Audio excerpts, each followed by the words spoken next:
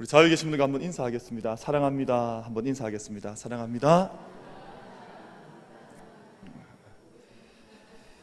한 번만 더 인사하겠습니다. 참 고우십니다. 인사합니다. 참 고우십니다.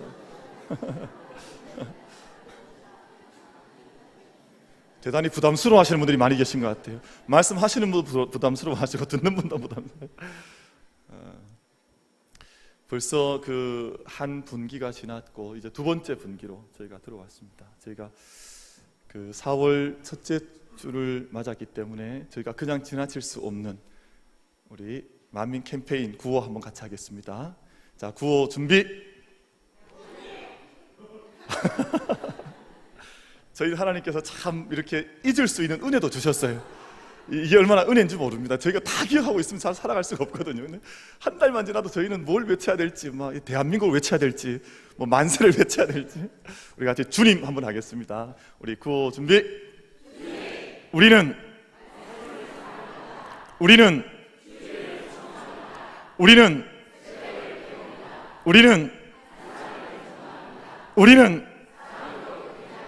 아멘. 다 잘 제 얼굴 보고 하셨죠? 제가 보니까 눈이 왔다 갔다 그러시는 것 같아요. 눈이 왔다 갔다. 저희가 이제 구호를 이렇게 외치는 것은 저희가 늘 그 목적이 있죠. 저희가 구호를 외치는 것으로 끝나는 것이 아니라 이 구호 안에 담겨져 있는 이 구호들을 우리의 삶으로 또 믿음으로 저희가 이루어 가자 하는 우리의 다짐이 담겨져 있고 또 기도 제목이 담겨져 있습니다. 저희가 이제 두 번째 분기를 맞이했으니까 이 구호들을 다시 한번 마음속에도 담고 새롭게 또 출발할 수 있는 그런 시간을 저희가 함께 맞이하시면 좋겠습니다. 경상도 할머니 세 분이 경로당에서 서로 이제 말씀을 나눕니다. 한 할머니가 깜짝 놀란 마음으로 야, 예수가 죽었다 카더라 이렇게 하니까 듣던 할머니가 왜 죽었다 카드노? 깜짝 놀라서 물었습니다. 할머니가 대답하기를 못에 찔려 죽었다 카더라. 그 이야기를 듣고 있던 다른 할머니가 물었습니다. 다른 할머니가 또 이렇게 이야기를 하는 건데 그 사람 머리 해치고 풀어 다닐 때부터 알아봤다. 그래 문상은 갔드나 못 갔다. 왜 못 갔노? 3일 만에 살아났다 카더라. 할머니들 버전으로 이런 이야기가 있더라고요. 예수님께서 부활하신 다시 사신 첫날 저녁에 두려움과 염려 속에 모여있던 제자들을 예수님께서 찾아오셨습니다. 저는 이 말씀을 준비하면서 이 말씀이 제일 큰 은혜가 됐어요. 두렵고 절망 속에 있는 숨어있는 제자들, 세상 밖에 나가지도 못하고 문을 닫고 숨죽이고 숨조차도 내려 쉴 수 없던 제자들을 예수님께서 그 밤에 찾아오셨다, 그렇게 말씀을 하고 있습니다. 제자들은 처참하게 주님께서 돌아가신 것을 알고 있었기 때문에 유대인들을 두려워했습니다. 나도 만약 잡히거나 발각되면 나도 똑같이 저렇게 처참하게 죽을 것 아닌가, 실존적인 고민이잖아요. 나도 저렇게 죽는 것 아닌가 하는 두려움으로 숨을 죽이고 문을 걸어 잠기고 그렇게 모여 있었습니다. 사람이 두려움이 생기면 자기 마음의 문을 걸어 잠그거든요. 사람이 두려움을 극복하고 믿음으로 살면 마음을 풀어 여는 되는데 내 마음속에 두려움이 임하면 내가 누구에게든 문을 걸어 잠그게 되어 있습니다. 제자들이 그랬습니다. 함께 문을 걸어 잠그고 마음의 문도 걸어 잠그고 숨도 제대로 내쉬지 못한 채 한 방에 모여서 숨어 있었습니다. 그런데 그곳에 예수님께서 찾아오셔서 제자들을 향해서 너희에게 평강이 있을지어다 그렇게 말씀을 하셨습니다. 여러분, 이때 제자들의 마음이 어땠을까요? 제자들의 마음이 어땠을 것 같습니까? 제자들이 평강을 느낀 것이 아니라 공포와 두려움을 더 느꼈습니다. 왜냐하면 갑자기 문을 똑똑하고 들어온 것도 아니고 갑자기 안 그래도 여러분 숨바꼭질 할 때 가만히 숨어 있는데 뒤에서 누가 탁 건드리면 어떻게 됩니까? 그땐 거의 기절하잖아요. 엄마야! 그러면 넘어지지 않습니까? 마치 그런 거예요. 다 어떻게 해야 할지 알지 못하는데 문을 여신 것도 아니고 갑자기 예수님께서 부활의 몸을 입고 나타나셔서 너에게 평강이 있을지어다 말씀하시니까 제자들이 평강을 누린 것이 아니라 그 순간만은 두려움과 더 큰 이 당황스러움 속에 제자들이 사로잡히고 말게 됐습니다. 처음에는 예수님을 알아보지도 못했습니다. 지금 이분이 무엇인가, 어떤 상황인가, 상황 파악조차도 잘 되질 않은 거예요. 이게 무슨 상황인가 알지를 못한 겁니다. 이 동일한 사건을 전하는 누가복음 24장 37절 말씀을 보면 이렇게 기록을 하고 있습니다. 저희가 놀라고 무서워하여 그 보는 것을 영으로 생각하는지라. 얼마나 무섭고 놀랐는지 그 보는 것을 유령으로 생각한 거예요. 이게 무슨 일인가, 더 소스라치게 제자들이 놀랄 수밖에 없었습니다. 아마 이렇게 갑자기 나타난 예수님 때문에 놀라기도 했지만 또 다른 놀람의 이유가 있죠. 제자들은 주님을 다시 뵙는 것 자체가 두려움이었을 것입니다. 왜냐하면 빚진 것이 많았거든요.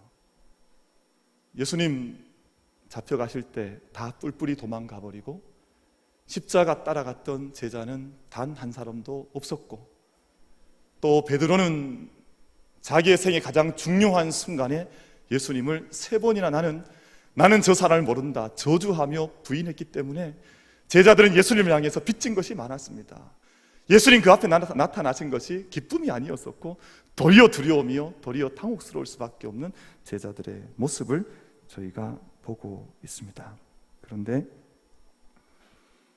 예수님께서 그런 제자들에게 거듭, 오늘 본문에 보면 앞부분에는 2번, 뒷부분에는 1번, 도합 3번이죠. 계속해서 주님 말씀하시는 것이 너희에게 평강이 있을지어다, 그렇게 기원해 주시고 선언해 주시고 평강을 선물로 허락해 주셨습니다. 그리고 예수님께서 손을 내밀어 못자국 보여주시고 또 옆구리에 있는 창자국을 보여주시면서 너희에게 평강이 있을지어다 말씀하실 때 비로소 제자들의 마음속에 평강이 임하고, 우리가 주님으로부터 모든 것을 용서받았구나, 주님의 부활의 첫 선물이 나를 향한 주님의 용서이구나 하는 것을 깨닫고 마음속에 기쁨이 충만해지기를 시작을 했습니다. 그래서 20절 말씀을 보면 제자들이 주를 보고 기뻐했다, 그렇게 말씀을 하고 있습니다.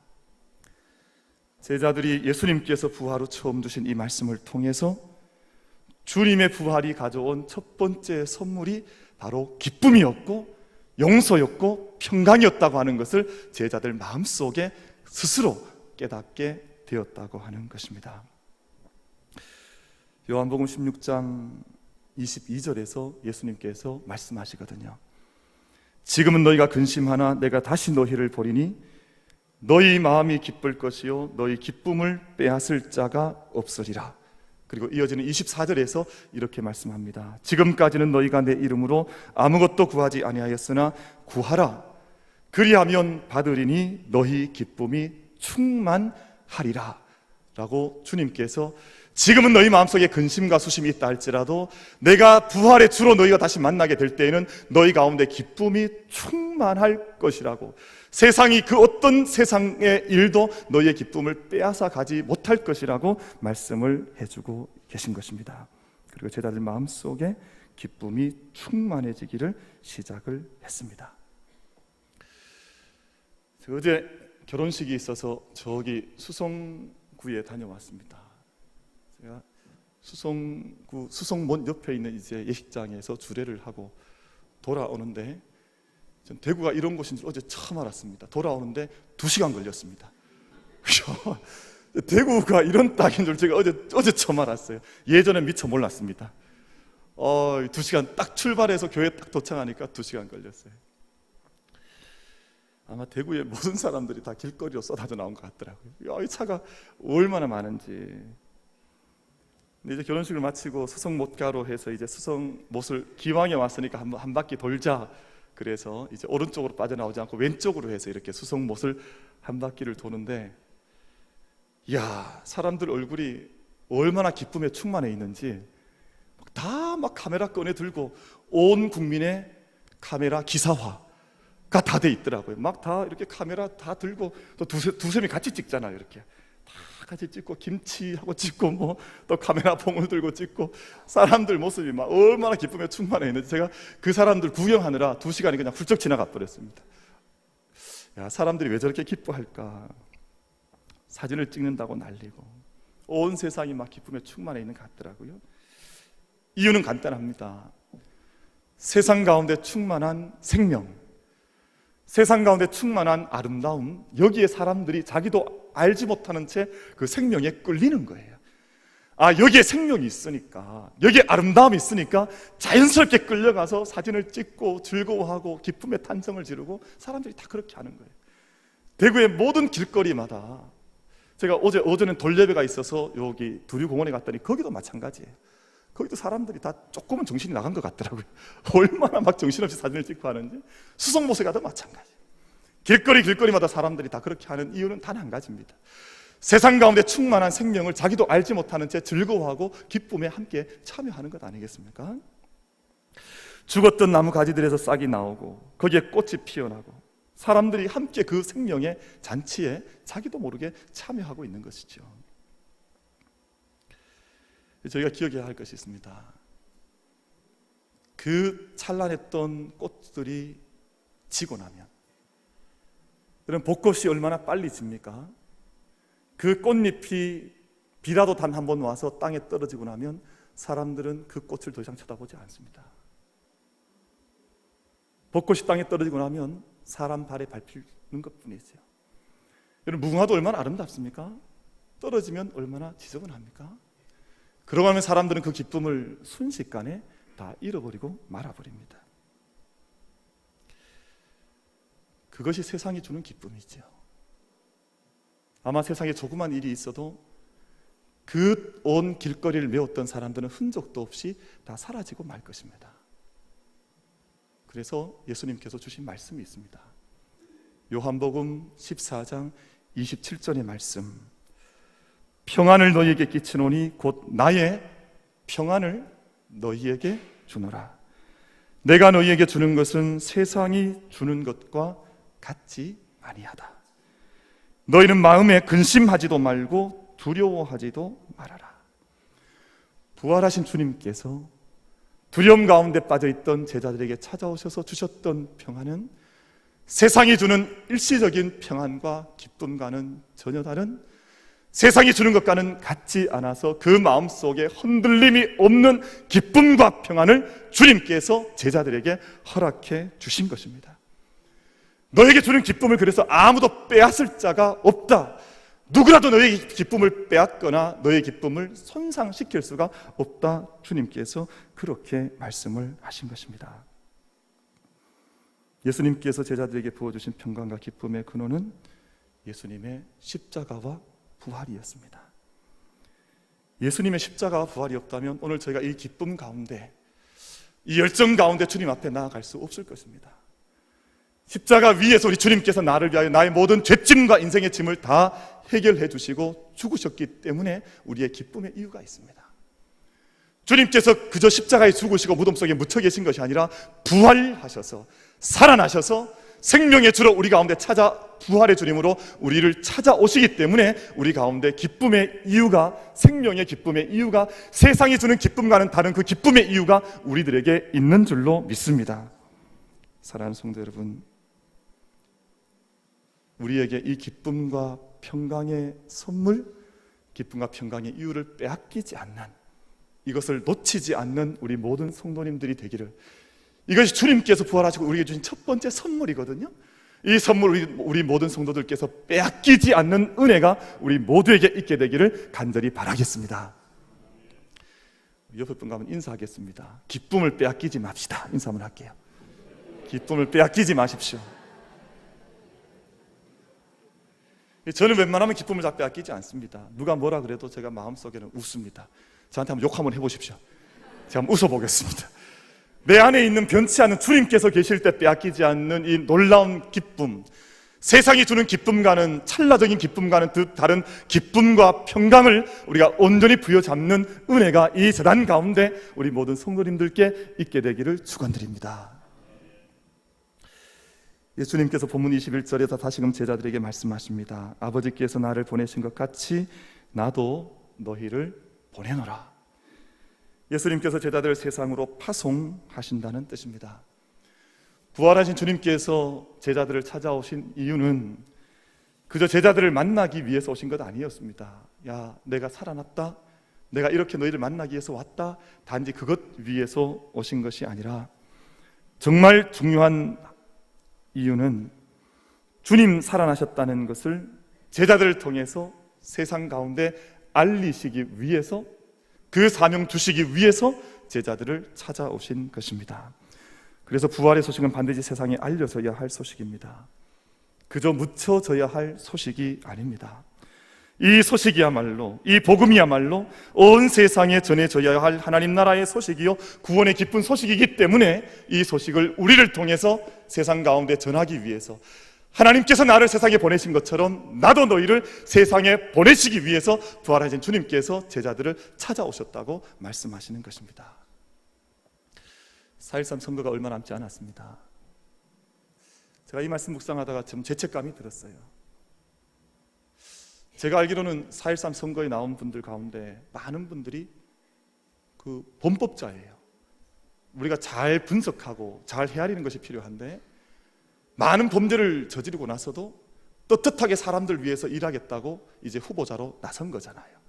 우리 많은 후보들이 계신데 이 후보들을 저희가 기도 가운데 잘 살필 필요가 있습니다. 한번 나라를 맡기면 또 몇 년을 맡겨야 하는데 책임 있게 자기를 바쳐서 하나님을 두려워하고 백성을 두려워하는 마음으로 일할 수 있는 후보자를 잘 선택할 수 있는 지혜를 달라고. 그냥 관성에 의해서 사람을 뽑는 게 아닙니다. 우리가 늘 우리의 습관에 의해서 사람을 뽑는 게 아니거든요. 그러니까 정말 일할 수 있는 사람을 뽑아야 하는데, 이분들이 얼마나 담대하게 자기를 선전하는지 모릅니다. 막 사람들을 고용까지 하더라고요. 그래서 막 길거리 갔더니 반짝반짝하고 막 이렇게 하고 막 이렇게 뭐 어떻게 하던데, 어떻게 뭐 이렇게 춤도 추면서 막 선전을 해요. 명함도 돌리고 부지런히 자기를 알립니다. 제가 마음속에 찔린 찔림은 그것이었습니다. 주님, 우리도 주님을 알리는 명함이라도 만들어야 되는 것 아닙니까? 세상의 사람들은 범법을 짓고도 뻔히 다 죄를 진 것 알고 있어도 명함을 찍어서 사람들에게 후보자라고 돌리는데, 우린 생명을 주신 주님을 알리는 일에 너무 소극적이진 않았습니까? 너무 움츠러들지는 않았습니까? 여러분, 우리가 예수 그리스도께서 어떤 분이신지, 우리 주님이 어떤 분이신지, 하나님이 어떤 분이신지 우리가 믿음 가운데 담대함을 얻어 우리가 그분을 전할 수 있는 은혜와 담대함, 우리가 함께 가질 수 있게 되기를 바랍니다. 요한복음의 기록 목적을 오늘 제가 함께 봉독한 본문 말씀에서 이어지는 20장 31절에서 요한복음을 왜 기록하였는지를 이렇게 말씀하고 있습니다. 오직 이것을 기록함은 너희로 예수께서 하나님의 아들 그리스도이심을 믿게 하려 하며 또 너희로 믿고 그 이름을 힘입어 생명을 얻게 하려 함이니라. 예수께서 그리스도 곧 메시아라는 사실과 그 이름을 힘입어 너희가 생명을 얻게 하려는 것이 요한복음을 기록하고 전하는 목적이다, 그렇게 말씀하고 있습니다. 우리가 그 사실을 전할 사명이 바로 모든 제자들에게 있다고 하는 것을 주님께서 말씀하신 것입니다. 부활의 소식을 세상에 전하는 것에 제자들과 또한 우리들의 사명이 있는 것이죠. 베드로전서 2장 9절 말씀에서 이렇게 말씀합니다. 너희는 택하신 족속이요 왕같은 제사장들이요 거룩한 나라요 그의 소유가 된 백성이니 이는 너희를 어두운 데서 불러내어 그의 귀한 빛에 들어가게 하신 이의 아름다운 덕을 선포하게 하려 하십니다. 왜 우리를 택하신 족속이라 했습니까? 왜 우리를 왕같은 제사장이라고 불러주셨습니까? 왜 우리를 거룩한 나라라고 호칭하시고 그의 소유된 백성이라고 말씀하십니까? 우리를 어두운 곳에서 끌어내셔서, 어두운 곳에서 이끌어내셔서 그의 놀라운 빛, 기이한 빛, 원더풀 라이트라고 표현하고 있는 그 놀라운 생명의 빛에 들어가게 하신 분의 그 덕을 선포하게, 영어 성경에서는 프로클레임이라고 말씀하고 있어요. 그 복을, 그 덕을 선포하게 하기 위해서 우리를 그런 은혜의 길로 인도하셨다 말씀하고 있습니다. 여러분, 우리의 삶 가운데 이 복음을 드러내는, 선포하는 일을 우리가 하지 않으면 누가 하는지 아십니까? 제가 지난 목요일에 설교 방송을 위해서 저기 침산동에 있는 CBS 방송국을 다녀왔는데요, CBS 방송국 앞에 갔더니 신천지가 진을 치고 데모를 하고 있어요. 깜짝 놀랐습니다. 예전에 신천지가 다 이단이라 그래서 얼굴을 가리고 숨어서 했잖아요. 부끄러워했습니다. 자기를 드러내는 것을, 빛 앞에 나타나는 것을 두려워했습니다. 근데 이제는 그 앞에 뻔히 서서 전단지를 돌리고 포교를 하고 CBS 방송국 앞에서 그 일을 하고 있습니다. 여러분, 제자들이 제자들답지 않게 복음을 드러내지 못하면 이제 부끄러움을 알지 못하는 이단에 빠진 자들이 세상 가운데 나가서 거짓 복음을 전한다는 거예요. 우리가 참된 복음을 재단을 통해서, 교회를 통해서 백성들이 그 일을 하지 못하면, 입을 닫고 있으면 이제는 거짓 증언자들이 거짓 복음을 전하면서 거기에 생명이 있느라고 세상을 미혹하고 사람들 어둠에 빠뜨리고 가정을 깨뜨리고 자녀들을 미혹하는 일들을 그들이 하고 있다는 것입니다. 사랑하는 성도 여러분, 부활하신 예수님께서 우리에게 명령하시지 않으셨습니까? 모든 민족으로 제자를 삼아 아버지와 아들과 성령의 이름으로 세례를 베풀라고 그렇게 말씀을 하셨습니다. 부활하신 예수님께서 말씀하시지 않으셨습니까? 너희는 온 천하에 다니며 만민에게 복음을 전파하라고 말씀하지 않으셨습니까? 부활하신 주님께서 명령하지 않으셨습니까? 내 어린 양을 먹이라, 내 어린 양을 치라, 내 어린 양을 사랑으로 돌보라고 말씀하지 않으셨습니까? 우리 교회가, 우리 모든 성도들이 생명 돌보고 복음 전하는 일을 온전히 감당하지 못하면 도리어 어두운 죽음의 일들이 이 땅에 기승을 부리는 것 나가지 않겠습니까?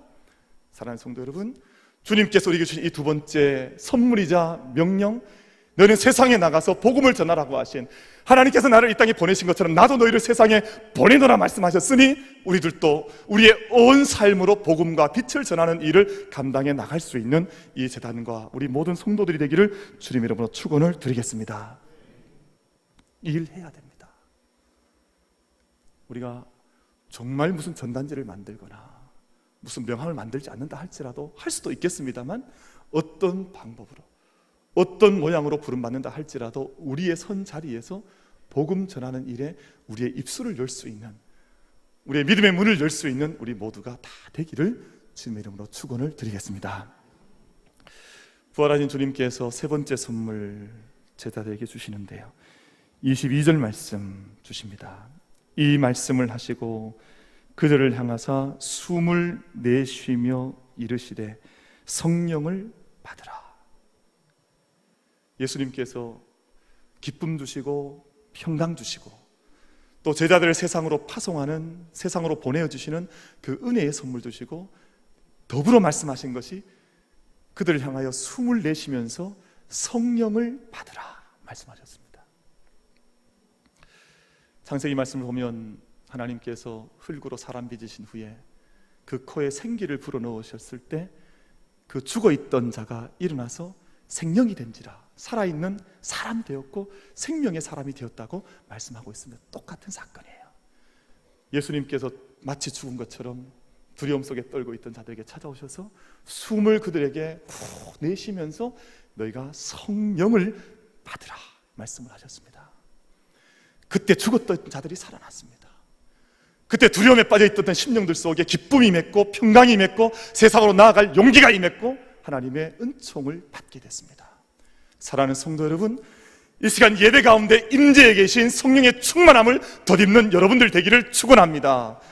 우리 가운데 성령의 임재가 충만하게 이 전을 덮고 인도해 주시기를 간절히 바랍니다. 여러분, 그때 죽었던 자들이 살아날 수가 있습니다. 그때 어둠의 땅이 빛의 땅으로 바뀌어질 수가 있습니다. 주님께서 사명을 주실 뿐만 아니라 그 사명을 감당할 힘과 지혜의 원천이신 성령 하나님을 우리에게 선물로 주신 것입니다. 부활 후에 주님께서 주신 최대의 선물이 바로 성령 아니십니까? 내 안에 임재하기를 원하시는 성령, 나에게 들어오기를 원하시는 성령, 나를 이끌어 나에게 참된 생명 살아기를 원하시는 성령을 부활하신 주님께서 내게 주신 것입니다. 이어지는 23절의 말씀도 성령을 받는 것과 관련이 있습니다. 너희가 누구의 죄든지 사하면 사하여질 것이요 누구의 죄든지 그대로 두면 그대로 있으리라 하시니라.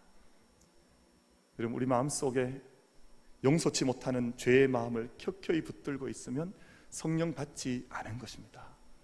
성령 받은 능력이 무엇이냐? 성령 받은 표가 무엇이냐? 내 안에 죄를 사할 수 있는 능력을 가지는 것이 성령 받은 표시입니다. 내 앞에 어떤 켜켜이 무거운 해묵은 죄의 문제, 용서치 못할 문제가 쌓여 있어도 성령 받고 나면 누구든지 네가 죄를 사하면 사하여질 것이요 그대로 두면 그대로 있을 것이다. 여러분, 성령 받은 자들로, 성령의 사람들로 모든 죄의 문제를 분쇄시킬 수 있는, 죄의 문제를 깨뜨릴 수 있는 은혜가 우리 모두에게 있게 되기를 간절히 바라겠습니다. 부활하신 예수 그리스도가 도대체 누구이신가? 예수 그리스도는 누구이신가? 이것이 요한복음 21장 전체에서 던지고 있는 요한복음의 주제의 질문입니다. 예수 그리스도는 저와 여러분에게 누구이십니까? 부활하신 주님은, 부활하신 예수 그리스도는 이 시간 저와 여러분에게 도대체 그분은 누구이십니까? 그분은 누구로, 어떤 분으로 우리에게 다가와 계십니까? 요한복음 서론과 결론이 각각 이 질문에 대해 분명하게 답을 하고 있습니다. 요한복음 1장 1절 말씀에서 태초에 말씀 계시니라, 이 말씀이 하나님과 함께 계셨으니 이 말씀은 곧 하나님이시니라. 요한복음 분명하게 말씀합니다. 태초에 한 말씀이 계셨고 그 말씀이 우리에게 오셨는데 그 말씀이 온 땅을 창조하신 하나님과 동일한 본질이셨다, 그렇게 선포하고 있습니다. 1장 1절 서론이지요. 요한복음의 결론의 말씀은 오늘 제가 봉독한 말씀 20장 28절 말씀이 사실은 요한복음의 전체의 결론과도 같은 말씀입니다. 요한복음 20장 28절 말씀 우리 같이 한번 읽겠습니다. 시작. 도마가 대답하여 이르되 나의 주님이시요 나의 하나님이시리이다. 아멘. 예수님을 향한 도마의 신앙 고백이었습니다. 나는 예수님 믿지 못하겠습니다. 나는 분명히 당신들이 경험한 그 경험 내가 해야 내가 예수님 믿겠습니다라고 고백했던 도마의 마지막 고백이 요한복음 전체의 마지막 결론입니다. 20장 28절 말씀. 나의 주님이시요 나의 하나님이십니다. 무슨 말입니까? 온 땅을 창조하신 말씀이신 그분이 온 땅을 창조하셨는데 그분이 멀리 계신 하나님이 아니라 나의 주님으로 내게 찾아오시고 나의 하나님으로 나에게 찾아오셔서 내게 기쁨도 주시고 평강도 주시고 사명도 주시고 그 일을 감당할 수 있는 성령의 능력도 주시는 분, 바로 당신 예수님이야말로 나의 주님이시요 나의 하나님이라고 그렇게 고백하고 있는 것입니다. 사랑하는 성도 여러분, 부활하신 주님께서 여러분과 함께 하십니까? 부활하신 주님께서 이 재단과 함께 하고 계십니까? 그러면 그분이 나의 하나님이요 나의 주님이라고 하는 그 고백 가운데 그분께서 내게 주시는 놀라운 부활의 선물, 기쁨과 평강과 사명과 성령의 충만함의 은총을 덧입을 수 있는 이 재단과 모든 성도님들 다 되시기를 주님의 이름으로 축원을 드리겠습니다.